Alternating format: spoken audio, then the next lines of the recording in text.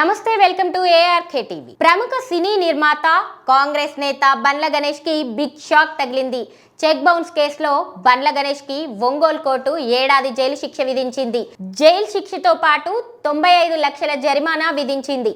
ప్రముఖ సినీ నిర్మాత కాంగ్రెస్ నేత బండ్ల గణేష్ కు బిగ్ షాక్ తగిలింది. చెక్ బౌన్స్ కేసులో బండ్ల గణేష్ కు ఒంగోలు 2వ అదనపు మేజిస్ట్రేట్ కోర్టు 7 ఏళ్ల జైలు శిక్ష విధించింది. జైలు శిక్షతో పాటు 95 లక్షల జరిమానా విధించింది. ఇక ఒంగోలు కోర్టు ఇచ్చిన తీర్పును అప్పీలు చేసుకునేందుకు 1 నెల రోజుల గడువు కూడా ఇచ్చింది. జెట్టి వెంకటేశ్వర్లు అనే వ్యక్తికి బండ్ల గణేష్ నిర్మాణ సంస్థ పరమేశ్వర ఆర్ట్స్ ప్రొడక్షన్స్ నుండి ఇచ్చిన చెక్ బౌన్స్ అయిన కారణంగా కోర్టులో కేసు వేశారని సదరు వ్యక్తి చెప్పుకొచ్చారు.